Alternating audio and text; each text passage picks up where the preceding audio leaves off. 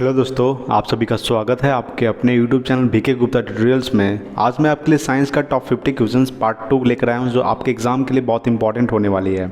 अगर आप इस वीडियो का PDF फाइल डाउनलोड करना चाहते हैं तो मैंने इसका लिंक डिस्क्रिप्शन में डाल दिया, आप वो जाकर डाउनलोड कर सकते हैं। अगर आप मेरे चैनल पर नए हैं तो प्लीज़ सब्सक्राइब कीजिए और बेल आइकन को प्रेस कीजिए। तो चलिए शुरू करते हैं फर्स्ट क्वेश्चन से। तो फर्स्ट क्वेश्चन है, मानव शरीर की सबसे छोटी हड्डी कौन सी हड्डी है? तो मानव शरीर की सबसे छोटी हड्डी है अस्टेपस, जो कान में पाई जाती है। कौन सी हड्डी है? अस्टेपस, जो कान में होती है। ठीक है, मानव शरीर की सबसे छोटी हड्डी अस्टेपस, जो कान में होती है। ठीक है, नेक्स्ट है, आत्महत्या की थैली किसे कहा जाता है? तो आत्महत्या की थैली लाइसोसोम को कहा जाता है। किसे कहा जाता है? लाइसोसोम को आत्महत्या की थैली कहा जाता है। ठीक है, नेक्स्ट है 3 नंबर, प्रोटीन की फैक्ट्री किसे कहा जाता है? तो प्रोटीन की फैक्ट्री राइबोसोम को कहा जाता है। किसे कहा जाता है? राइबोसोम को प्रोटीन की फैक्ट्री कहा जाता है। ठीक है, नेक्स्ट है 4 नंबर, मनुष्य में लिंग निर्धारण कैसे होता है? तो मनुष्य में लिंग निर्धारण पुरुष के क्रोमोसोम पर होता है। कैसे होता है? पुरुष के क्रोमोसोम पर मनुष्य में लिंग निर्धारण होता है। ठीक है, नेक्स्ट देखते हैं 5 नंबर। ठीक है, देखिए 5 नंबर सवाल है, शरीर में मांसपेशियों की संख्या कितनी होती है? तो शरीर में मांसपेशियों की संख्या होती है लगभग 639। कितनी होती है? लगभग 639 शरीर में मांसपेशियों की संख्या होती है। ठीक है, नेक्स्ट है 6 नंबर, शरीर का सबसे कठोर तत्व क्या है? तो शरीर का सबसे कठोर तत्व है एनामिल। क्या है? एनामिल शरीर का सबसे कठोर तत्व है। ठीक है, नेक्स्ट है 7 नंबर, संसार का सबसे बड़ा पक्षी कौन है? तो संसार का सबसे बड़ा पक्षी है शुतुरमुर्ग। ठीक है, शुतुरमुर्ग संसार का सबसे बड़ा पक्षी है।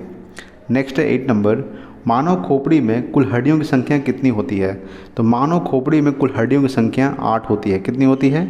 8 होती है मानव खोपड़ी में कुल हड्डियों की संख्या। अगर आपका पूरा सिर में पूछे, ठीक है, तो 29 होती है। ठीक है, पूरा सर में पूछे तो 29, अगर सिर्फ आपका खोपड़ी में पूछे तो 8 होती है। ठीक है, नेक्स्ट 9 नंबर, संसार का सबसे छोटा पुष्प कौन सा पुष्प है? तो संसार का सबसे छोटा पुष्प है बुल्फिया। कौन है? बुल्फिया संसार का सबसे छोटा पुष्प यानी कि फूल है। ठीक है ना। नेक्स्ट देखते हैं 10 नंबर। 10 नंबर सवाल है, प्रकाश संश्लेषण की क्रिया में ऑक्सीजन कहाँ से मिलता है? तो प्रकाश संश्लेषण की क्रिया में ऑक्सीजन जल से प्राप्त होता है। कहाँ से प्राप्त होता है? जल से। ठीक है, नेक्स्ट है 11 नंबर, प्रकाश संश्लेषण के लिए आवश्यक गैस कौन सी गैस है? तो प्रकाश संश्लेषण के आवश्यक गैस CO2 यानी कि कार्बन डाइऑक्साइड है। क्या है? CO2 carbon dioxide. नेक्स्ट है 12 नंबर, मानव मस्तिष्क का वजन कितना होता है? तो मानव मस्तिष्क का वजन होता है 1350 ग्राम। कितना होता है? 1350 ग्राम से 1400 ग्राम होता है। ठीक है, कितना होता है? 1350 ग्राम से 1400 ग्राम के बीच होता है। ठीक है ना। नेक्स्ट है 13 नंबर, टॉक्सिन क्या है? तो टॉक्सिन एक जहरीला पदार्थ है। क्या है? टॉक्सिन एक जहरीला पदार्थ है। ठीक है, नेक्स्ट देखते हैं 14 नंबर। 14 नंबर है, एंजाइम की रचना किससे होती है? तो एंजाइम की रचना जो है अमीनो अम्ल से होती है। कैसे होती है? एंजाइम की रचना अमीनो अम्ल से होती है। ठीक है, नेक्स्ट है 15 नंबर। 15 नंबर सवाल है, कोशिका शब्द का निर्माण किसने किया था?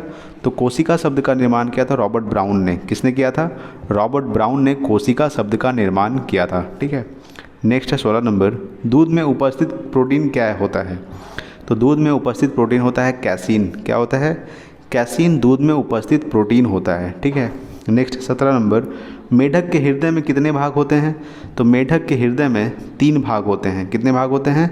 मेढक के हृदय में 3 भाग होते हैं। ठीक है, नेक्स्ट है 18 नंबर, मानव शरीर का महत्वपूर्ण ग्रंथि कौन सी ग्रंथि है?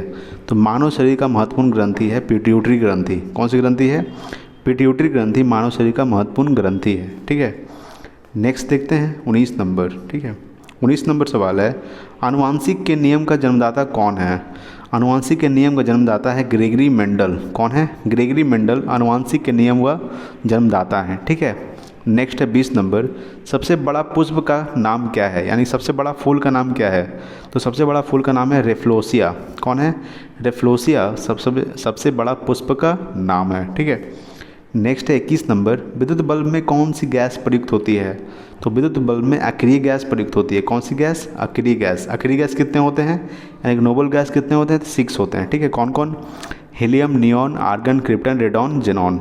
Helium, neon, argon, krypton, radon, xenon. ठीक है, नेक्स्ट है 22 नंबर, भूकंप की तीव्रता किससे मापी जाती है? तो भूकंप की तीव्रता सिस्मोग्राफ से मापी जाती है। किससे मापी जाती है? सिस्मोग्राफ के द्वारा भूकंप की तीव्रता मापी जाती है। ठीक है, नेक्स्ट है 23 नंबर। 23 नंबर सवाल है, द्रव अवस्था में पाए जाने वाला धातु कौन है? तो द्रव अवस्था में पाए जाने वाला धातु है पारा, ठीक है, जिसको हम लोग Hg बोलते हैं। क्या बोलते हैं? Hg, पारा, ठीक है। द्रव अवस्था में पाए जाने वाला धातु पारा है। नेक्स्ट 24 नंबर, द्रव अवस्था में पाए जाने वाले आधातु कौन है? तो आधातु है ब्रोमीन। अगर आपसे धातु पूछे तो पारा होगा, अगर आपसे आधातु पूछे तो ब्रोमीन होगा, ठीक है। दोनों द्रव अवस्था में पाए जाने वाला धातु या अधातु है, ठीक है। नेक्स्ट है 25 नंबर, इंद्रधनुष के बीच में कौन सा रंग होता है? तो इंद्रधनुष के बीच में हरा रंग होता है। कौन सा रंग होता है? इंद्रधनुष के बीच में हरा रंग होता है। इंद्रधनुष में 7 रंग होते हैं टोटल, ठीक है, और बीच में हरा रंग होता है। नेक्स्ट है 26 नंबर, वायु का बुलबुला जल व्यवहार करता है, यानी कि वायु का बुलबुला जल में क्या व्यवहार करता है? तो अवतल लेंस की भांति व्यवहार करता है, ठीक है। यानी कि वायु का बुलबुला जल में किसके भांति व्यवहार करता है? तो अवतल लेंस के भांति, ठीक है। नेक्स्ट देखते हैं 27 नंबर सवाल, रेटिना पर बना प्रतिबिंब कैसा होता है? तो रेटिना पर बना प्रतिबिंब होता है, ठीक है, रेटिना पर बना प्रतिबिंब कैसा होता है? वास्तविक, उल्टा एवं वस्तु से छोटा होता है, ठीक है। रेटिना पर बना प्रतिबिंब वास्तविक, उल्टा तथा वस्तु से छोटा होता है, ठीक है। नेक्स्ट देखते हैं 28 नंबर। 28 नंबर सवाल है, समुद्र का जल नीला क्यों दिखाई देता है? तो समुद्र का जल नीला प्रकाश के प्रकीर्णन के कारण दिखाई देता है। किस लिए दिखाई देता है? प्रकाश के प्रकीर्णन के कारण समुद्र का जल नीला दिखाई देता है। नेक्स्ट है 29 नंबर, रेडियो सक्रियता का मात्रक क्या है? तो रेडियो सक्रियता का मात्रक है क्यूरी। क्या है? क्यूरी रेडियो सक्रियता का मात्रक है। नेक्स्ट है 30 नंबर, सबसे कठोर धातु क्या है? तो सबसे कठोर धातु है प्लेटिनम। क्या है? प्लेटिनम सबसे कठोर धातु है, ठीक है। नेक्स्ट है 31 नंबर, जब कोई वस्तु चंद्रमा से पृथ्वी पर लाया जाता है तो पृथ्वी पर उसका भार बढ़ जाएगा। यानी कि जब कोई वस्तु चंद्रमा से पृथ्वी पर लाया जाएगा तो पृथ्वी पर जो लाया जाएगा उसका भार बढ़ जाएगा, ठीक है, यानी कि वेट बढ़ जाएगा।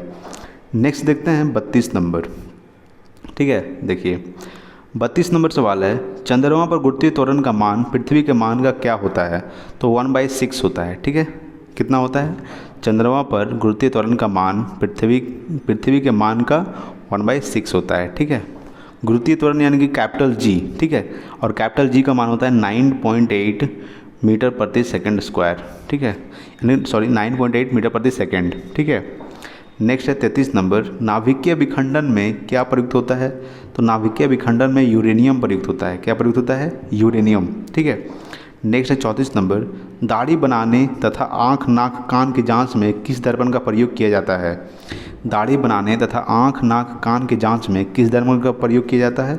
तो अवतल दर्पण का, ठीक है। किस दर्पण का? अवतल दर्पण का। नेक्स्ट है 35 नंबर, हाइड्रोजन बम किस सिद्धांत पर आधारित है? तो हाइड्रोजन बम जो है नाभिकीय संलयन पर आधारित है। किस सिद्धांत पर? नाभिकीय संलयन पर, ठीक है।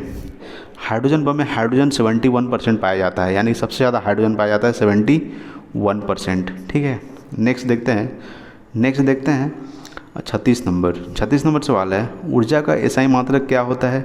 तो ऊर्जा का एसआई मात्रक होता है जूल। क्या होता है? जूल ऊर्जा का एसआई मात्रक होता है। नेक्स्ट है 37 नंबर, ध्वनि का वेग अधिकतम किस में होता है? तो ध्वनि का वेग अधिकतम होता है ठोस में, ठीक है। किस में होता है? ठोस में ध्वनि का वेग सबसे अधिकतम होता है, ठीक है। नेक्स्ट है 38 नंबर, परमाणु बम का सिद्धांत आधारित है। तो परमाणु बम का सिद्धांत आधारित है नाभिकीय विखंडन पर, ठीक है। परमाणु बम का सिद्धांत किस पर आधारित है? नाभिकीय विखंडन पर, ठीक है।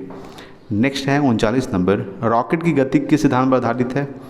तो रॉकेट की गति संवेग संरक्षण के सिद्धांत पर आधारित है। देखिए आंसर है, रॉकेट की जो गति है संवेग संरक्षण के सिद्धांत पर आधारित है, ठीक है।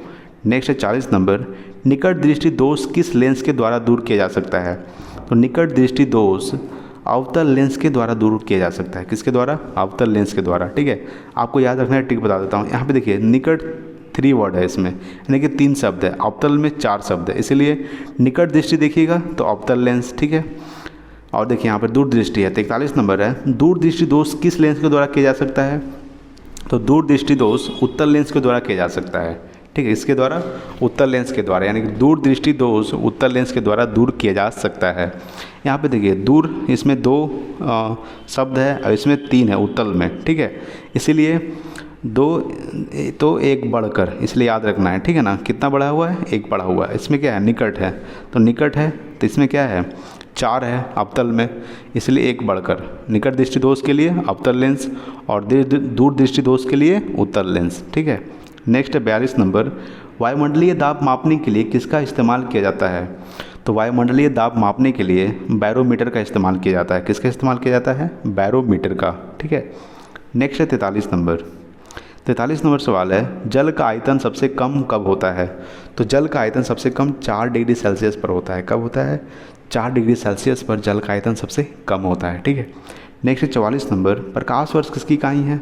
तो प्रकाश वर्ष की इकाई है दूरी का। किसकी है? दूरी का, यानी कि प्रकाश वर्ष दूरी का इकाई है। ठीक है। नेक्स्ट है 45 नंबर, सबसे हल्की धातु कौन सी धातु है? तो सबसे हल्की धातु है लिथियम। क्या है? लिथियम सबसे हल्की धातु है। ठीक है। और लिथियम का संकेत होता है Li और इसका परमाणु संख्या यानी एटॉमिक नंबर 3 होता है। ठीक है। नेक्स्ट है 46 नंबर, इंसुलिन स्रावित कहाँ होता है? तो इंसुलिन स्रावित होता है पैंक्रियाज में। कहाँ होता है? इंसुलिन पैंक्रियाज में स्रावित होता है। ठीक है। नेक्स्ट देखते हैं 47 नंबर। ठीक है। 47 नंबर सवाल है, नींबू और संतरे में कौन सा अम्ल उपस्थित रहता है? तो नींबू और संतरे में साइट्रिक अम्ल उपस्थित रहता है। कौन सा अम्ल? साइट्रिक अम्ल। ठीक है। नेक्स्ट है 48 नंबर, रेशम के कीड़ों का पालन क्या कहलाता है?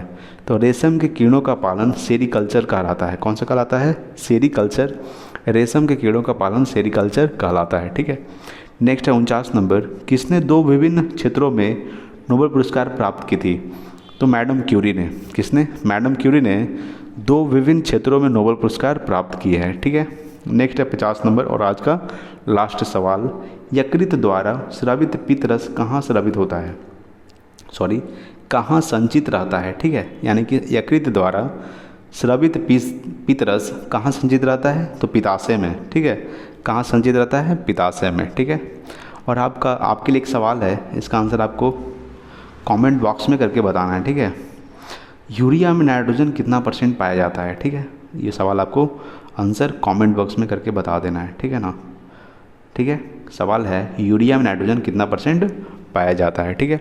अगर आप मेरे चैनल पर नए हैं तो प्लीज़ सब्सक्राइब कीजिए और वीडियो अच्छा लगे तो प्लीज़ लाइक कीजिएगा। अब मिलते हैं अगले वीडियो में, तब तक के लिए जय हिंद, जय भारत।